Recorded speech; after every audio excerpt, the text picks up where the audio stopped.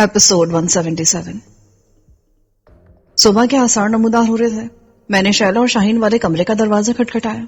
शाहीन जाग रही थी। उसने दरवाजा खोला। वो अभी तक खौफजदा थी, लेकिन उसने खुद को संभाल लिया था। नहाने का मौका नहीं मिला था क्योंकि अभी तक लाइनों में गर्म पानी नहीं आया था। उसने मुंह हाथ धोकर कपड़े तब्दील कर लिए थे और बाल बना रही थी। मैंने उसे तसल्ली दी, फिक्र मत करो, अब हम महफूज हैं।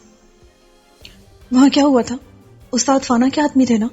नहीं, यह हमारे दुश्मन है। मैं एक दरख्वास्त लेकर आया हूँ। सुबह होने वाली है और हम सब एक बड़े मरहले से गुजर कर आए हैं। यहाँ किचन मौजूद है। अगर तुम हमारे लिए चाय या कॉफी तैयार करते हो तो आप दरख्वास्त क्यों करें? आप मुझे हुक्म दे सकते हैं। बीबी, तुम मेहमान हो और मेहमान को हुक्म नहीं देते। वो अंदर से स्वेटर पहनकर आ गई। आप मेरे लिए इतना कुछ करें, क्या मैं ये मामूली सा काम भी नहीं कर सकती? मुझे किचन दिखा दीजिए। मैं उसे नीचे किचन में लाया। बीतू और अयाज दूसरे बेडरूम में डेरा जमा चुके थे। साबिर ने गीजर चला दिया था और अब लाइनों में किसी कदर गर्म पानी आने लगा था, इसलिए बीतू नहाने घुस गया था। खुद रात की मारामारी की वजह से मेरी हालत भी खस्ता हो रही थी। शाहीन ने किचन का चार्ज संभाल लिया और सबसे पहले चीजों की तलाश शुरू कर दी। सर्दी कम करने के लिए उसने चूल्हे जला लिए थे। चाय, कॉफी, चीनी, खुश्क दूध और पैक क्रीम के डब्बे सब वहां मौजूद थे। उसने फ्रिज से डबल रोटी और अंडे निकाले और मुझसे पूछकर अंडे फ्राई करने लगी। साथ ही उसने स्लाइस टोस्टर में सेकने के लिए रख दिए। वो तेजी और सलीके से काम करने वाली लड़की थी। उसके आसाब यकीनन मजबूत थे, वरना गुज़िश्ता रात उसका बाप मारा गया था। फिर उसने अपने घर के सामने कत्लो गारत गिरी देखी थी।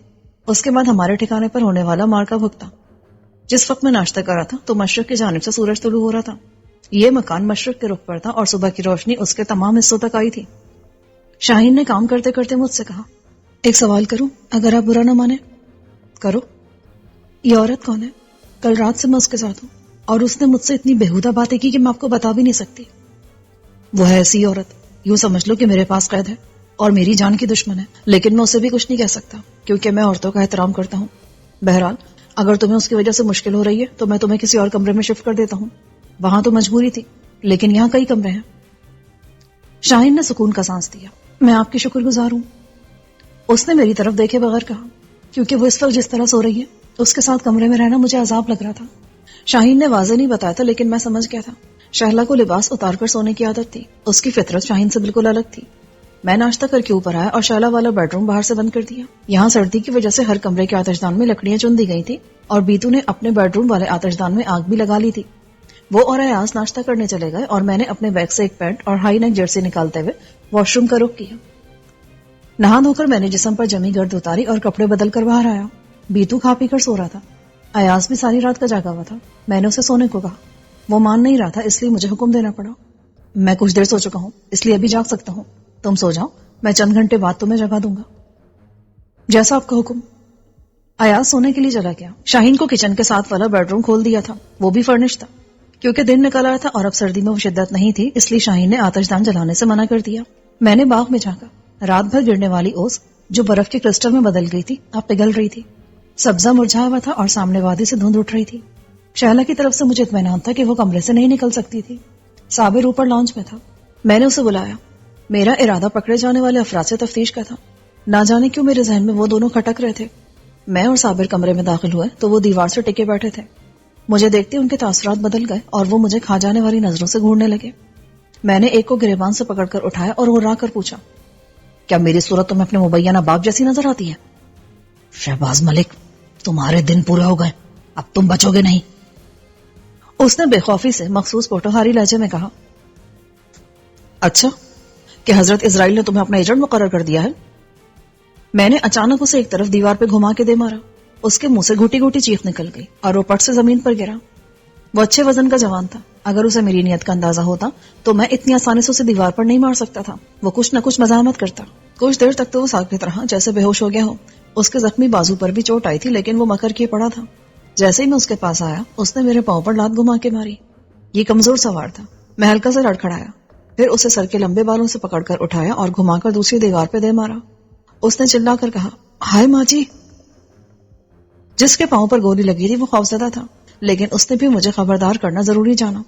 तुम अच्छा नहीं कर रहे हो। मैंने उसके जख्मी पैर पर पांव रखा तो वो बिलबिला गया। मैंने तंजिया लहजे में कहा, तुम लोगों ने गालिबन हमारे साथ बहुत अच्छा किया। रॉकेट और दूसरा गोला बारूद तुम लोग अच्छा करने के लिए तो लाए थे। हाय मैं मर गया, मुझे छोड़ दे। तुम्हें किसने भेजा है? وہ فتح خان نے. اس نے بلبلانا چھوڑ کر پھرتی سے جواب دیا. میں نے جوتے کا دباؤ بڑھایا تو وہ پھر بلبلانے لگا. میں سچ کہہ رہا ہوں, چھوڑ مجھے. بکواس مت کرو. اگر تمہیں فتح خان نے بھیجا ہوتا تو تم اتنی آسانی سے اس کا نام نہیں لیتے. تم فتح خان کے بدلے نہیں رکھتے. ہم فتح خان کے آدمی ہیں. اس نے سخت اذیت میں ہونے کے باوجود پوری ڈٹائی سے کہا. میں نے لمبے بالوں والے کو اٹھایا. وہ اس بار سچ مچ نیم بے ہوش ہو چکا تھا اور کھڑا ہونے پر جھول رہا تھا. میں نے اس کے منہ پر تھپڑ مارا. اوے ہوش میں آؤ, کس نے بھیجا تمہیں؟ وہ جھولتے ہوئے بولا. جمیل, اپنی زبان بند رکھ. نیچے پڑا شخص چلایا. اب وہ اپنی زبان بند رکھتے تب بھی میرا مقصد حل ہو گیا تھا. جمیل نے بے خودی میں راز تقریباً اگل دیا تھا. میں نے مر کے ساتھ شد لگایا تو جواب مل گیا تھا. وہ مرشد کے لوگ تھے. اب ان کا رویہ سمجھ میں آنے والا تھا. صرف مرشد میرا ایسا دشمن تھا جو مجھے ہر قیمت پر مروا دینا چاہتا تھا. اس نے ان لوگوں کو بھیجا تھا جو اس کی عقیدت میں کفر سے گزر گئے تھے اور نعوذ باللہ اسے خدا سے بڑھ کر درجہ دیتے تھے. میں نے جمیل کو چھوڑ دیا. وہ نیچے گر پڑا. نیچے پڑا شخص اب خوفزدہ نظروں سے مجھے دیکھ رہا تھا. اسے معلوم تھا کہ اب میں اس کی طرف آؤں گا. میں اس کے پاس بیٹھا. تمہیں اس نام نہاد پیر نے بھیجا جس کے کارناموں پر شیطان بھی شرما جائے. مرشد کے حضور اس گستاخی پر اس کا چہرہ سرخ ہو گیا, لیکن وہ ضبط کر کے بولا. میں کسی مرشد کو نہیں جانتا. ہم فتح خان کے بندے ہیں. اچھا, تو اگر میں تمہارے سامنے مرشد کو ذلیل اور کمینہ وغیرہ کہوں تو تمہیں کوئی فرق نہیں پڑے گا؟ اس کا چہرہ سرخ ہوتا جا رہا تھا, لیکن اس نے ڈھٹائی کا دامن ابھی بھی ہاتھ سے نہیں چھوڑا تھا. نہیں, مجھے کوئی فرق نہیں پڑتا. اور اگر میں اسے کتا, سور اور کسی غلیظ نسل کا جانور قرار دوں تو؟ بکواس بند کر حرامی. اس کا حوصلہ جواب دے گیا. میں نے اس کا سر دیوار سے دے مارا تو اس کی زبان رک گئی. مرشد کے ناجائز پلے, تو کھل گیا نا آخر. اب دیکھ تیرے ساتھ ہوتا کیا ہے. وہ چکرا کے رہ گیا تھا. اس کے باوجود اس نے حقارت سے مسکرانے کی کوشش کی. کیا کر لو گے؟ زیادہ سے زیادہ جان لے لو گے نا. مرشد بادشاہ پر ایسی 100 جانیں قربان ہیں. شاید تمہارے علم میں ہو, کچھ عرصہ پہلے مرشد کے کچھ آدمی جو کہیں ایک مشن پر گئے تھے اس حال میں واپس آئے تھے کہ وہ اندر بہرے ہو چکے تھے. انہیں میں نے ہی اندر بہرا کیا تھا. اب یہی کام میں تم لوگوں کے ساتھ کروں گا, اور اس میں اشیاء جوڑنے والے سولوشن کی صرف ایک ٹیوب خرچ ہوگی. بکواس کرتے ہو تم. وہ خوفزدہ ہو گیا. اچھا, جب میں یہ کام کروں گا تب خود کو سمجھاتے رہنا کہ میں بکواس کر رہا ہوں یا نہیں. اسی طرح اندھے اور بہرے ہو جانا. میرا خیال ہے جن لوگوں کے ساتھ میں نے پہلے یہ سلوک کیا تھا مرشد نے ان کو مروا دیا ہوگا. اس کا پلہ ہونے کی وجہ سے تمہیں اس بات کا علم ہوگا. اس نے کچھ نہ کہا, لیکن اس کے تاثرات بتا رہے تھے کہ میری بات درست تھی. مرشد روگ پالنے والے لوگوں میں سے نہیں تھا. سنو, میں نے جو کہا ہے وہ میں کر بھی سکتا ہوں. میں تمہیں قتل بھی کر سکتا ہوں. تمہاری لاشیں کسی نامعلوم قبر میں ہمیشہ کے لیے غائب ہو جائیں گی, اور اس نام نہاد پیر کو پتا بھی نہیں چلے گا کہ تم لوگ کہاں گئے. مگر میں تمہیں چھوڑ سکتا ہوں, ایک معمولی سی شرط پر. کیسی شرط؟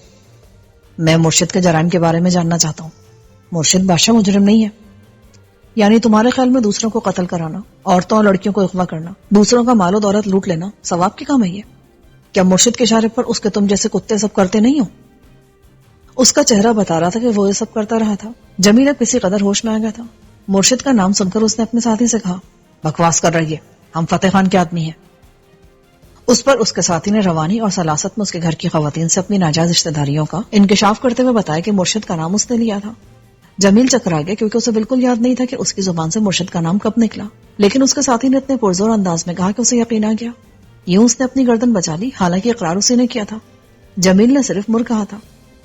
جمیل کمزور لہجے میں بولا, بکواس نہ کر, میں نے کوئی نام نہیں لیا. نام تو لیا ہے نا. اب تم دونوں کی عافیت اسی میں کہ مرشد کے جرائم کے بارے میں بتاؤ جو اس نے تم لوگوں کے توسط سے کرائے ہیں. ان دونوں کو سانپ سونگ گیا. میں نے زخمی باہوں والے کی طرف دیکھا. اپنے ساتھی کو بتا دینا کہ انکار کی صورت میں تم دونوں کے ساتھ میں کیا کروں گا. میں باہر آیا تو سخت تشویش زدہ تھا. مرشد بظاہر کہیں آس پاس نہیں تھا, لیکن اس نے میرا سراغ لگا لیا تھا. پہلے میں حملہ کو فتح خان کا ساتھی سمجھا تھا. اس کے 2 آدمی پہلے ہی میرے پاس تھے, اس لیے میں سمجھا کہ ان کی مدد سے اس نے ہمارے ٹھکانے کا سراغ لگا لیا ہے. لیکن مرشد کے آدمی وہاں کس طرح پہنچے؟ قیدیوں والے کمرے کا دروازہ باہر سے بند ہوتا تھا اور اندر سے اسے کوئی رستم زمانی توڑ سکتا تھا. ان دونوں کی بس کی بات نہیں تھی, اس لیے میں بے فکر تھا. میں نیچے باغ میں آیا. اس وقت تک دھوپ پھیل چکی تھی اور اس کی ہلکی کرنیں اچھی لگ رہی تھی. اس کے باوجود سردی ایسی تھی کہ مجھے اپنی جیکٹ کی زپ بند کرنا پڑی. واقعات کی رفتار میں نہایت تیزی آ گئی تھی. مرشد کے آدمی جس طرح ہمارے محفوظ ٹھکانے تک آن پہنچے تھے, اس سے مجھے یہ جگہ بھی غیر محفوظ لگنے لگی. میں ان وجوہات پر غور کرنے لگا جس کی وجہ سے مرشد کی رسائی ہمارے ٹھکانے تک ہوئی تھی. مجھے عبداللہ کی بات درست لگی. مرشد نے موبائل کالز کی مدد سے اس جگہ کا سراغ لگا لیا تھا. لیکن کون سے موبائل کالز کی مدد سے؟ کیونکہ میرے پاس جو سم تھی ان میں سے کسی سے کبھی مرشد کو یا اس کے کسی آدمی کو کال نہیں کی گئی تھی؟ اچانک مجھے خیال ہے کہ کہیں فتح خان کا نمبر تو مرشد کے علم میں نہیں تھا اور وہ اس کی نگرانی کروا رہا ہو۔ وہ حکومت میں شامل تھا اور خود بھی نہایت طاقتور شخص تھا، وہ کسی موبائل نمبر کو آبزرویشن پر رکھوا سکتا تھا۔ جیسے جیسے میں اس بات پر غور کرتا رہا مجھے یہی بات قرین قیاس لگی تھی۔ فتح خان کے موبائل کی مدد سے مرشد نے میرا سراغ لگایا اور اس نے فوری طور پر اپنا قاتل دستہ روانہ کر دیا تھا۔ میں اوپر آیا اور صابر سے کہا، ہوشیار رہنا، میں باہر جا رہا ہوں۔ آپ بے فکر ہیں صاحب؟ میں اوپر آیا اور جیپ نکالی۔ اس کی عقبی ونڈ شیلڈ میں گولی کا سوراخ تھا جس پر ایاز نے اسٹیکر لگا کر فی الحال سوراخ چھپا دیا تھا۔ میں نے جیپ باہر نکالی تو ایاز نے گیٹ اندر سے بند کر دیا۔ احاطے کی دیوار کوئی 8 فٹ اونچی تھی، یعنی اس میں موجود گاڑیاں باہر سے نظر نہیں آ سکتی تھی۔ میں اسلام آباد کی طرف روانہ ہو گیا۔ سر پر اونی ٹوپی اور آنکھوں پر بڑے سائز کا سن گلاس لینے کے بعد میری صورت خاصی حد تک غیر نمایاں ہو گئی تھی، اور جب تک کوئی مجھے غور سے نہیں دیکھتا وہ مجھے شہباز ملک کی حیثیت سے نہیں پہچان سکتا تھا۔ میں فیض آباد تک آیا۔ یہاں آٹو پارٹس کی مارکیٹ تھی لیکن صبح 10 بجے کچھ نہیں کھلا تھا، البتہ ایک PCO کھلا مل گیا۔ وہاں ایک بیزار بڑے میاں بیٹھے اخبار دیکھ رہے تھے۔ میں نے کال ملانے کو کہا تو انہوں نے مزید بیزاری سے کیبن کی طرف اشارہ کیا۔ میں نے انہیں نمبر بتایا اور کیبن میں آ گیا۔ انہوں نے نمبر ملا کر مجھے ریسیور اٹھانے کا اشارہ کیا اور دوبارہ اخبار سنبھال لیا۔ فتح خان نے فوراً کال ریسیو کی۔ کون ہے؟ میں بات کر رہا ہوں، نام مت لینا۔ میں نے آہستہ سے کہا، تم؟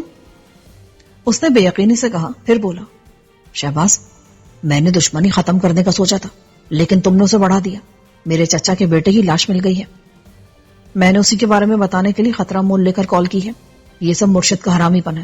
اس نے شاید تمہارا موبائل فون آبزرویشن پر رکھوایا ہے، کیونکہ جیسے میں نے تمہارے آدمی کے موبائل سے تمہیں کال کی اس کے کچھ ہی دیر بعد مرشد کے کتے آن پہنچے تھے۔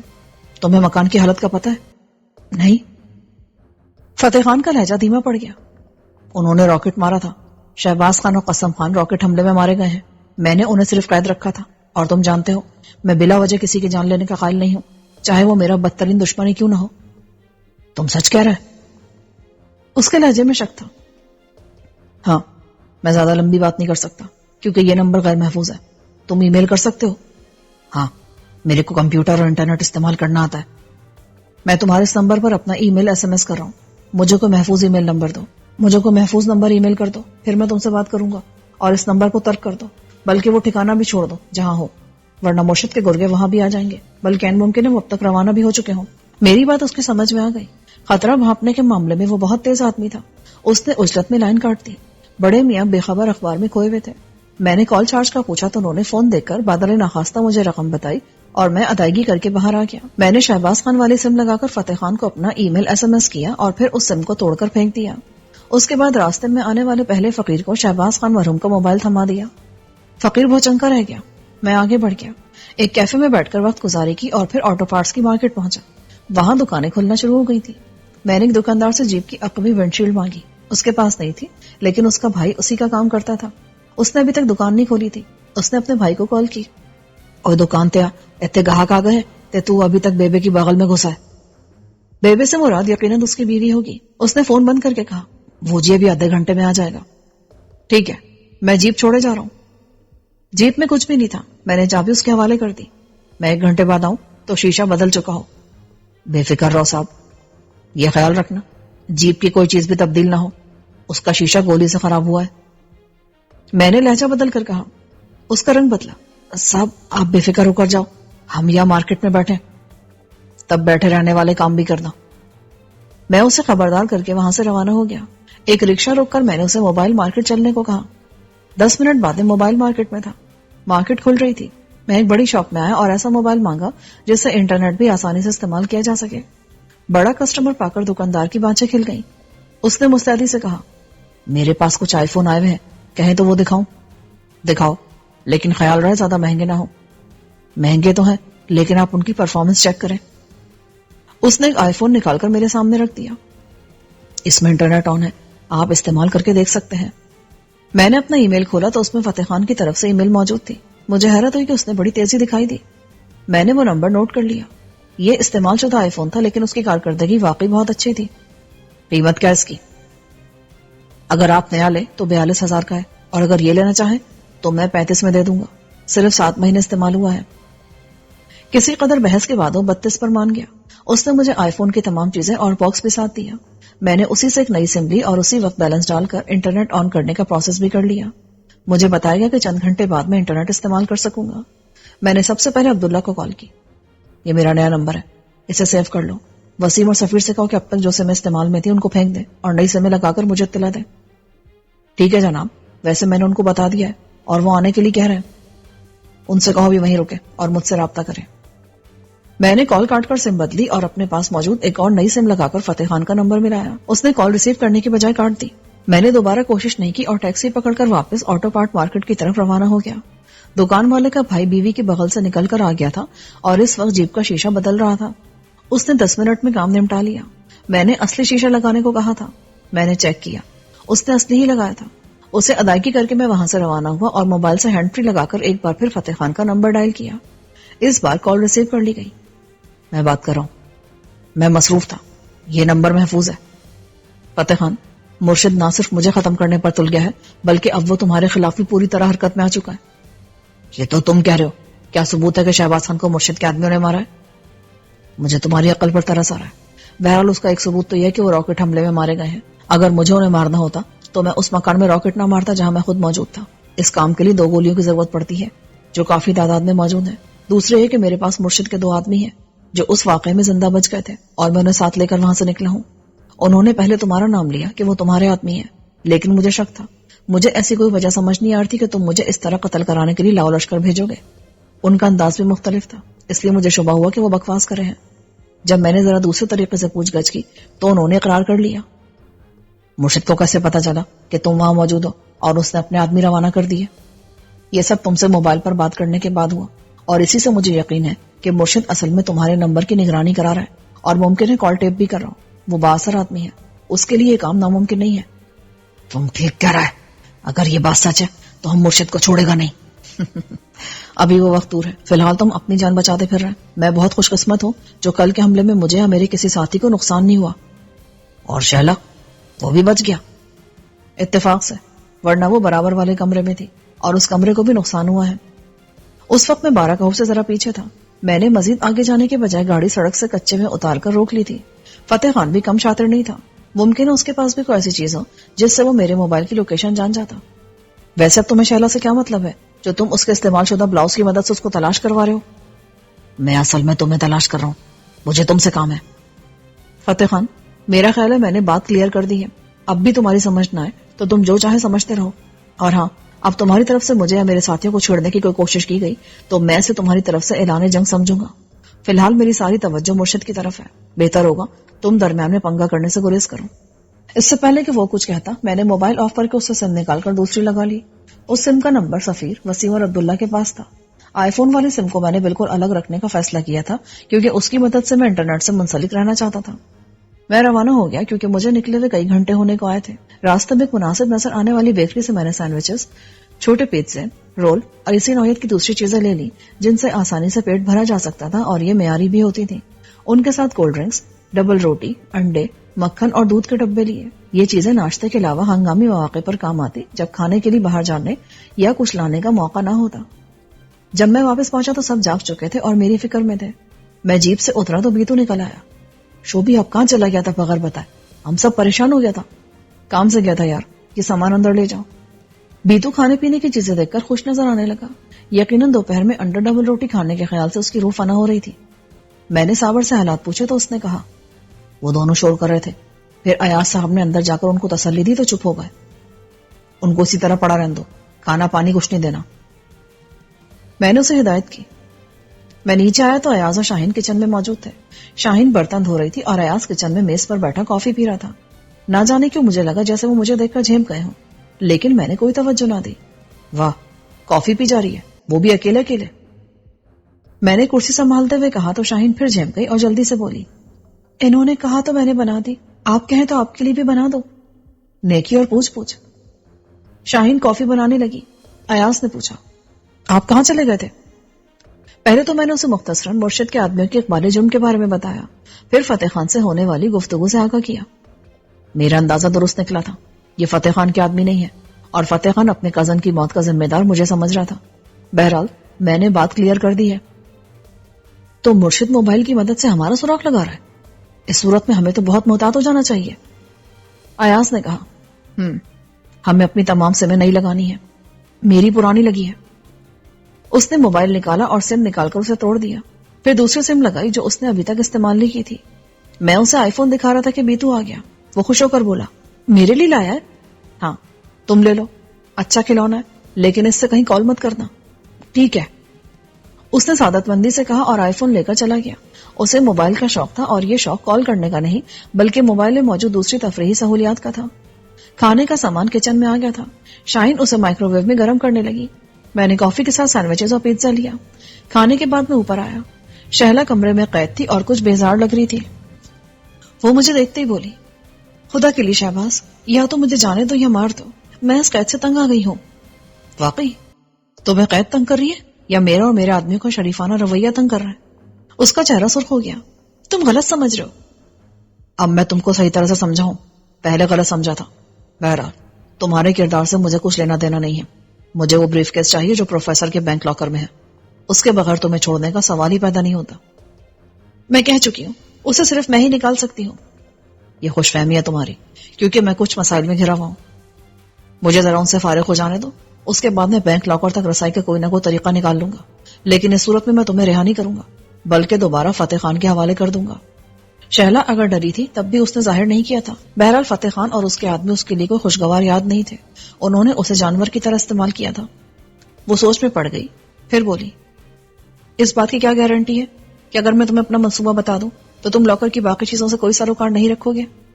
اگرچہ میں نے سوچ لیا تھا کہ اگر مجھے لاکر تک رسائی کا موقع ملا تو میں بریف کیس حاصل کرنے کے ساتھ لاکر میں موجود پروفیسر کا بلیک میلنگ کا تمام اسٹف ضائع کر دوں گا. لیکن میں نے محسوس کیا کہ شہلا بھی اس اسٹف کے چکر میں ہے, اور اگر میں نے اسے اپنے اصل عزائم سے آگاہ کر دیا تو وہ مجھ سے تعاون سے انکار کر دے گی.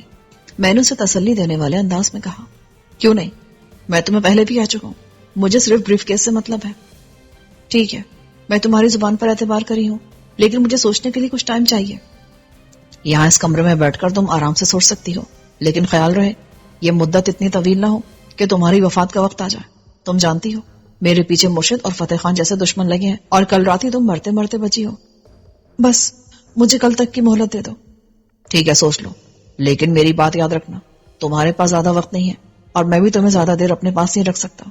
اگر میں تمہیں اپنے پاس نہیں رکھ سکا تو آزاد کرنے کا خطرہ مول لینے کے بجائے میں فتح خان کے حوالے کر دوں گا, اور اس کے پاس کم سے کم تمہارا مصرف تو ہے نا. میں نے معنی خیز انداز میں کہا تو اس کا چہرہ سرخ ہو گیا. فتح خان بہت گھٹیا اور ذلیل آدمی ہے. اس نے اور اس کے کتوں نے میرے ساتھ بہت برا سلوک کیا ہے. اگر تم چاہتی ہو کہ تمہارے ساتھ اس سلوک کا اعادہ نہ ہو تو مجھ سے تعاون کرو, ورنہ. میں کمرے سے باہر نکل آیا. میں رات کو صرف 2 گھنٹے سویا تھا اور پھر بہت زیادہ بھاگ دوڑ اور قتل و غارت گری نے مجھے ذہنی اور جسمانی طور پر تھکا دیا تھا. اس لیے میں نے بہتر سمجھا کہ کچھ دیر کے لیے سو جاؤں. ایاز اور بیتو نیچے کچن میں کھانے میں مصروف تھے. صابر کو کھانا اوپر ہی دے دیا گیا تھا. میں نیچے آ کر لیٹا ہی تھا کہ سفیر کی کال آ گئی. وہ برہم تھا. میری آواز سنتے چلانے لگا, جب تو واجب القتل ہو گیا تو رات کو بتایا کیوں نہیں؟ تو کیا کرتا, توپ لے کر آ جاتا کیا؟ وہی کرتا جو عبداللہ نے کیا. ویسے اصل کام ہم کر چکے تھے, اس لیے تیرا یا وسیم کا آنا بیکار تھا. کم سے کم تو بتا تو سکتا تھا. ضرورت ہوتی تو ضرور بتاتا. بلا وجہ تم دونوں کو پریشان کرنے کا کوئی فائدہ نہیں تھا. وہ ٹھکانہ تو تباہ ہو گیا ہے, لیکن اب ہم پہلے سے بہتر جگہ پر ہیں اور مرشد کے 2 آدمی بھی ہاتھ لگے ہیں. میں نے پھر اسے مختصراً صبح سے اب تک ہونے والی پیش رفت کے بارے میں بتا دیا. سفیر اور وسیم نے اپنے موبائلز کی سمیں بدل لی تھی. میں نے اس سے کہا, یار میں نے شہلا کا قصہ نمٹانے کا فیصلہ کر لیا ہے. کیا کرے گا؟ مرڈر؟ پیار سے یا ہتھیار سے؟ بکواس مت کر. ویسے کرنا تو یہی چاہیے, لیکن اب میں پہلے بریف کیس والا معاملہ نمٹا دینا چاہتا ہوں. اس کے بعد میری بلا سے یہ جائے جہنم میں. اب میں اپنی ساری توجہ مرشد اور فتح خان پر لگانا چاہتا ہوں. خاص طور سے مرشد آپے سے باہر ہو گیا, اسے کوئی جھٹکا پہنچانا ضروری ہے. تیری فتح خان سے کیا بات ہوئی ہے؟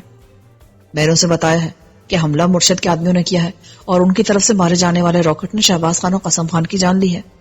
لگ تو ایسا رہے کہ بات اس کی سمجھ میں آ گئی ہے اور اب اس کی آتش فشانی کا رخ مرشد کی طرف ہوگا. وہ مرشد کا کچھ نہیں بگاڑ سکتا. خیر اسے گولی مار. یہ بتا شہلا کے ساتھ کیا کرنا ہے؟ میں نے اسے کل تک کی مہلت دی ہے. اس کے بعد میں اسے ایک طرف کر کے خود اس بینک لاکر تک رسائی حاصل کرنے کی کوشش کروں گا اور اس صورت میں شہلا کو فتح خان کے حوالے کر دوں گا. کیا یہ مناسب ہوگا؟ اس جیسی عورت کے لیے بالکل مناسب ہوگا. اچھا میں سونے لگا ہوں. مہربانی کر کے 4 گھنٹے سے پہلے مجھے کوئی تنگ نہ کرے, اور وسیم کو بھی حالات سے آگاہ کر دینا. ہم دونوں تیرے پاس آ رہے ہیں. نہیں, ابھی تم لوگ وہیں ٹھہرو. اس معاملے میں تیری نہیں سننی. اور سنا ہے کوئی نئی مظلومہ ہاتھ آئی ہے, اسے بھی تو دیکھنا ہے. اچھا بھائی دیکھ لے، لیکن وہ بیچاری سچ مچ مظلوم ہے، کل رات اس کا باپ مارا گیا۔ ہاں یار، تو ہم بھی تعزیت ہی تو کریں گے، سفیر نے کہا اور کال کاٹ دی۔ مجھے معلوم تھا کہ وہ رکے گا نہیں۔ میں نے فون بند کر دیا اور سونے کی کوشش کرنے لگا۔ دماغ کسی قدر منتشر تھا، اس لیے سونے میں کچھ وقت لگا۔ میں شام تک سوتا رہا۔ سورج غروب ہونے کے بعد مجھے بیتو اٹھانے کے لیے آ گیا۔ اٹھ جاؤ نا، کب تک سوتا رہے گا؟ ٹائم کیا ہوا ہے؟ 6 بج رہا ہے، سفیر اور وسیم بھائی بھی آ گیا ہے۔ میں نے اٹھ کر منہ ہاتھ دھویا، باہر آیا تو سردی کی شدت میں نمایاں اضافہ محسوس ہوا تھا۔ سفیر، وسیم اور ایاز نیچے لاؤنج میں موجود تھے۔ شاہین حسب معمول کچن میں تھی۔ اس نے یہ کام ذمہ داری سمجھ کر سنبھال لیا تھا۔ میں اندر آیا تو اس نے چائے کا پوچھا۔ ہاں بنا دو، لیکن شاہین یہ تمہاری ذمہ داری نہیں ہے۔ میں یہاں رہ رہی ہوں اور اپنی خوشی سے کر رہی ہوں۔ آپ لوگوں نے مجھے ان بدماشوں سے بچایا، میرے بابا کے قاتلوں کو کیفر کردار تک پہنچایا، یہ مجھ پر آپ کا احسان ہی تو ہے۔ لیکن اس کا مطلب یہ نہیں کہ تم ہمارے لیے ہمہ وقت کچن میں موجود رہو۔ وہ مسکرا دی۔ اتفاق سے آپ جب بھی آئے تو میں یہاں پائی گئی، لیکن میں زیادہ تر ٹائم اپنے کمرے میں ہی رہ رہی ہوں۔ اس نے چائے کا کپ میرے سامنے رکھا۔ تم بھی بیٹھو، مجھے تم سے معلوم کرنا ہے، تم نے اپنے مستقبل کے بارے میں کیا سوچا ہے؟ اس نے شاید اس بارے میں سوچا ہی نہ تھا، کیونکہ جب میں نے پوچھا تو اس کا چہرہ یکدم بجھ گیا۔ سچی بات ہے، مجھے بالکل بھی سمجھ میں نہیں آ رہا کہ میں کہاں جاؤں۔ میں نے جن اسکول پرنسپل کی بات کی تھی جہاں میں پڑھاتی ہوں، اب میں سوچتی ہوں تو مجھے لگتا ہے کہ وہ بھی مجھے پناہ نہیں دے سکتی۔ مجھے پہلے بھی یہ ممکن نہیں لگ رہا تھا، کیونکہ آج کل لوگ کسی بھی مشکل میں پڑنے کو تیار نہیں ہوتے۔ تمہارا ہمارے بارے میں کیا خیال ہے؟ جی کیا مطلب یہ کہ ہم کیسے لوگ لگے تمہیں؟ کیا تمہیں ہم سے کوئی خوف محسوس ہوا؟ بالکل بھی نہیں، آپ سب بہت اچھے ہیں، آپ، بیتو بھائی اور ایاز۔ میں نے نوٹ کیا کہ اس نے بیتو کو تو بھائی کہا تھا لیکن ایاز کو نہیں، حالانکہ ایاز عمر میں بیتو سے کہیں بڑا تھا۔ اگر تمہیں کچھ وقت یہاں گزارنا پڑے تو میرا خیال ہے تمہیں کوئی مشکل نہیں ہوگی۔ تم آرام سے اپنے آنے والے کل کے بارے میں سوچو اور جو بھی فیصلہ کرو مجھے بتا دو۔ میں اور میرے ساتھی تمہاری جو بھی مدد کر سکے ضرور کریں گے۔ میں اس مدد کے لیے آپ کی شکر گزار ہوں۔ تم نے محسوس کر لیا ہوگا کہ ہم عام انسان نہیں ہیں، ہمیں خاص حالات درپیش ہیں۔ بہت سارے لوگ ہمارے دشمن ہیں اور وہ ہمارے ساتھ کیا کر سکتے ہیں اس کا ایک نمونہ تم کل رات دیکھ چکی ہو۔ یعنی ہمارے ساتھ رہنا زندگی کا رزق بھی ہے۔ میں جان چکی ہوں، لیکن میرے پاس آپ لوگوں کے ساتھ رہنے کے سوا اور کوئی راستہ بھی نہیں ہے۔ میرا یہاں کوئی نہیں ہے، پتہ نہیں بابا کی تدفین کس طرح ہوگی۔ تم فکر مت کرو، ابھی لوگ اتنے بے مروت نہیں ہوئے کہ ایک شخص کی تدفین بھی نہ کرا سکیں۔ میں معلوم کرنے کی کوشش کرتا ہوں۔ ویسے وہ پر امید نظر آنے لگی۔ آپ معلوم کر سکتے ہیں، شاید میں اپنے بابا کو آخری بار دیکھ سکوں۔ میں نے ندیم کو کال کی، وہ میری آواز نہیں پہچان سکا اور کچھ اور سمجھا۔ او بھائی، کیوں تنگ کر رہے ہو؟ مجھے تمہارا کیس نہیں لینا۔ میرا کیس تو تیرا باپ بھی لے گا۔ تو انہی کے پاس جاؤ، قبرستان و قبر کا پتہ میں سمجھا دیتا ہوں، ان کے پاس تو میں تمہیں لے جا کر گاڑوں گا۔ اس بار میں نے اصل آواز میں کہا تو ندیم نے پہچان لیا۔ ابے تو گھورکن کی اولاد، میرے بیوی بچوں کے دشمن، تیری وجہ سے وہ جلد بیوہ اور یتیم ہو جائیں گے انشاءاللہ۔ میرا مطلب ہے کہ اللہ نے چاہا تو، نہیں چاہا تو نہیں ہوں گے۔ یہ بتا کچھ ہوا ہے کیا؟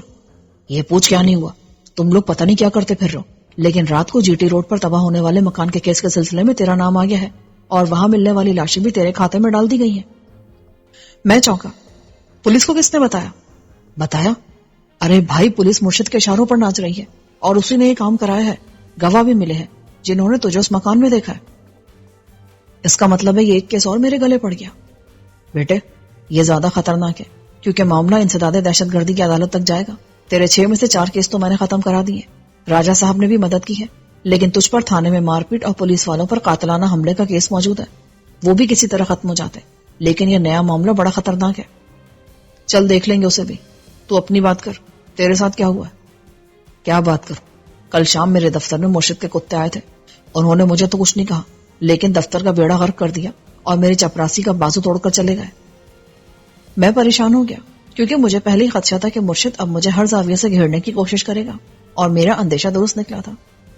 تجھے کیسے پتا چلا کہ وہ مرشد کے بندے ہیں؟ ایک تو ان کے چہروں پر مرشد جیسی نحوست تھی، دوسرا انہوں نے خود بھی بتا دیا۔ ان کے سرغنہ نے مجھے دھمکی دی ہے کہ اگر میں نے تمہارے کیس سے دستبرداری اختیار نہیں کی تو مجھے زندگی سے دستبردار ہونا پڑے گا۔ ندیم تو ان کی بات مان لے۔ بکواس نہ کر، وہ تو میں تجھ پر بھڑاس نکل رہا تھا۔ میں نے بھی مرشد کی ایسی کم تیسی نہ کر دی نا تو میرا نام بھی ندیم نہیں۔ میں نے ٹی وی والوں اور اخباری نمائندوں کو بلا لیا تھا اور دفتر پر حملے کو سرکاری غنڈہ گردی ظاہر کیا ہے۔ میں نے بار کونسل میں بھی رپورٹ کر دی ہے۔ تو جانتا ہے آج کل حکومت اور وکیلوں کی ٹسل چل رہی ہے۔ میں نے مرشد کا نام نہیں لیا، میرے دفتر میں خفیہ کیمرہ لگا ہے، اس نے آنے والوں کی تصاویر اتاری ہیں، یہ فوٹیج بھی ٹی وی والوں کو میں نے دے دی ہے۔ یہ تو نے اچھا کیا کہ مرشد کا نام نہیں لیا، لیکن میں سنجیدگی سے کہہ رہا ہوں، مرشد ان دنوں فرعون بنا ہوا ہے۔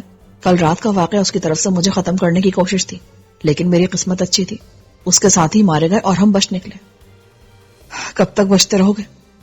جب تک اللہ نے چاہا۔ میرا مشورہ مان لے، عارضی طور پر ہی صحیح، پر میرے کیسے سے دستبردار ہو جا، کیونکہ اب میں نے معاملہ عدالت سے باہر نمٹانے کا فیصلہ کر لیا ہے۔ ارادہ کیا دے رہا؟ بعد میں بتاؤں گا، ابھی تو اس سے کام ہے۔ کل رات ایک اور جگہ بھی کچھ لوگ مارے گئے ہیں، وہاں گھر سے ایک بزرگ آدمی کی لاش بھی ملی ہوگی۔ ہاں، میں نے شاید ٹی وی میں دیکھا ہے۔ معلوم کرو کہ اس بزرگ کی تدفین کون کر رہا ہے اور کب کر رہا ہے۔ ہو جائے گا معلوم، لیکن اس قسم کے کام عام طور سے مخیر حضرات ہی کرتے ہیں۔ وہ لاوارث نہیں ہے، اسکول ہیڈ ماسٹر ہیں اور محلے میں ان کا ذاتی مکان ہے۔ میرا خیال ہے یہ کام اس کے ساتھی اور محلے والے مل کر انجام دیں گے، لیکن مجھے معلوم کر کے بتا۔ ٹھیک ہے، تو کہتا ہے تو معلوم کر لیتا ہوں۔ بیوی بچوں کا حال معلوم کر کے میں نے موبائل بند کیا۔ شاہین رو رہی تھی، میں اسے تسلی دینا چاہتا تھا، لیکن مجھے خواتین کو تسلی دینے کا کوئی تجربہ نہ تھا، اس لیے میں نے ایک گلاس پانی اس کے سامنے رکھ دیا۔ اسے پی کر اس نے آنسو صاف کیے۔ کاش میں آخری بار بابا کو دیکھ سکتی۔ یہ ممکن تو ہے، لیکن اس کا امکان ہے کہ استاد فانا کے بچے کچھ آدمی انتقام کے چکر میں وہاں موجود ہوں اور تمہارے لیے خطرہ ہوگا۔ آپ ٹھیک کہہ رہے ہیں، میرا وہاں جانا ٹھیک نہیں ہوگا۔ تم اپنے بابا کا زندگی والا چہرہ یاد رکھو، کیا فائدہ ان کو کفن میں لپٹے دیکھنے کا، ان کے لیے دعا کرو۔ وہ تو میں مسلسل کر ہی رہی ہوں۔ مجھے خیال آیا کہ اگر میں اسے عبداللہ والی کوٹھی پر بھجوا دوں تو وہ اپنے بارے میں کوئی فیصلہ کرنے تک وہاں رہ سکتی تھی۔ ممکن ہے عبداللہ اس کے لیے کسی ملازمت کا بندوبست کر دیتا۔ میں نے شاہین سے کہا، میرے 2 ساتھیوں کی بیویاں بھی ہیں اور وہ ایک ہی جگہ رہتی ہیں، یہاں تم اکیلی لڑکی ہو، اگر تم چاہو تو میں تمہیں ان کے پاس بھیج دیتا ہوں، وہاں تمہیں تنہائی کا احساس بھی نہیں ہوگا اور وہ جگہ محفوظ بھی ہے۔ اگر آپ مناسب سمجھتے ہیں تو مجھے وہاں جانے پر کوئی اعتراض نہیں ہے، شاہین نے کہا۔ پھر اس نے کسی قدر تجسس سے پوچھا، یہ لوگ آپ کے دشمن کیوں ہیں؟ یہ ایک لمبی کہانی ہے، یوں سمجھ لو کہ میرے دشمن فرعون صفت ہے اور میں ان کے سامنے جھکنے کے لیے تیار نہیں ہوں۔ آج کل ہر طرف ایسے ہی فرعون ہیں جن کا مطالبہ یہی ہوتا ہے کہ سامنے والا ان کے سامنے جھک جائے اور ان کی ہر جائز ناجائز بات مانتا جائے، ورنہ وہ اسے جینے کا حق بھی چھین لیں گے۔ اس کی وجہ ہے لوگوں نے اپنے حق کے لیے ڈٹ جانا چھوڑ دیا ہے اور ہر فرعون کے سامنے جھک جاتے ہیں۔ آپ ٹھیک کہہ رہے ہیں، جب تک ان فرعونوں کے سامنے کوئی کھڑا نہیں ہوگا یہ اسی طرح دوسروں کا جینا حرام کر کے رکھیں گے۔ میں نے بھی یہی کیا ہے اور یہی میرا قصور ہے۔ اگر تم تیار ہو تو میں تمہیں ابھی بھجوا دیتا ہوں۔ جیسے آپ کی مرضی۔ وہ چائے کے برتن دھونے کے لیے سنک میں رکھنے لگی۔ میں نے محسوس کیا کہ وہ یہاں سے جانے پر دل سے آمادہ نہیں تھی، لیکن وہ یہ بات ظاہر بھی نہیں کرنا چاہ رہی تھی، اس لیے اس نے کوئی اعتراض نہیں کیا۔ میں نے باغ میں آتے ہوئے عبداللہ کو کال کی اور اسے شاہین کے بارے میں بتا دیا۔ اس نے کہا، جناب میں آپ سے خود بھی یہی کہنا چاہ رہا تھا، کسی غیر متعلقہ فرد کا وہاں رہنا درست نہیں ہے۔ میں بھی آدمی بھیج رہا ہوں، آپ شاہین کو ان کے ساتھ روانہ کر دیجئے۔ ٹھیک ہے، تم اپنا آدمی بھیجوا دو۔ عبداللہ، تم میرے وکیل ندیم کے بارے میں جانتے ہو نا؟ بہت اچھی طرح، ایک بار ان سے ملاقات بھی ہوئی ہے۔ یار، کل رات ندیم کے دفتر پر حملہ ہوا ہے، مرشد کے آدمیوں نے وہاں غنڈہ گردی کی ہے۔ میں چاہتا ہوں کہ اس کے گھر، دفتر اور آنے جانے کے لیے حفاظت کا بندوبست کیا جائے۔ ہو جائے گا، میرے آدمی براہ راست ان کی حفاظت نہیں کریں گے، لیکن وہ دور سے ان پر نظر رکھیں گے، اور دفتر کے لیے میں ایک اچھی سیکیورٹی ایجنسی کے گارڈ بھجوا دیتا ہوں۔ یہ ٹھیک رہے گا۔ ندیم سے ہونے والی گفتگو نے مجھے پریشان کر دیا تھا۔ مرشد ایک بار پھر مجھ سے متعلقہ افراد کو چھیڑ رہا تھا۔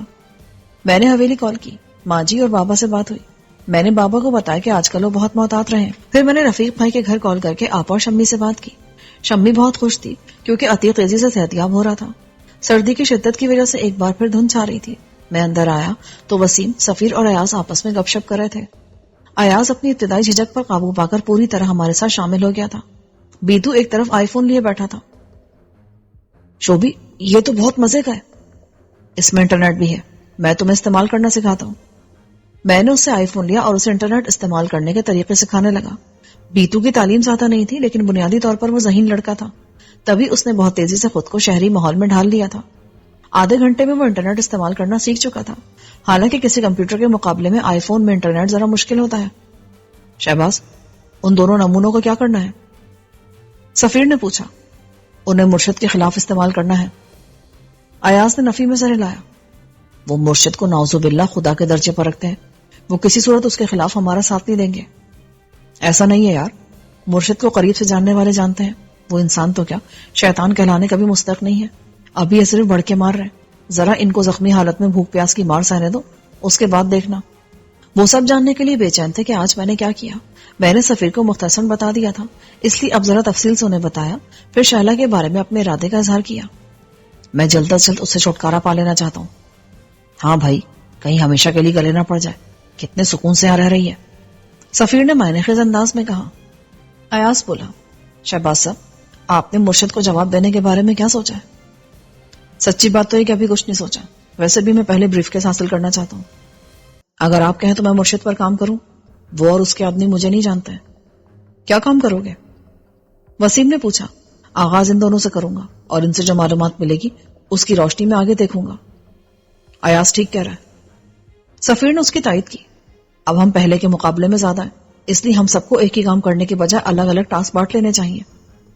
ٹھیک ہے ایاز، یہ کام تمہارے سپرد ہے، تم بیتو کو اپنے ساتھ رکھو، میں، وسیم اور سفیر مل کر شائلہ والا معاملہ دیکھتے ہیں۔ بس تو پھر ابھی دیکھتے ہیں، ویسے بھی ہاتھ پاؤں چلانے کو دل چاہ رہا ہے۔ ایاز کھڑا ہو گیا، اور ہمارا بھی۔ بیتو نے موبائل رکھ دیا اور ایاز کے ساتھ چلا گیا۔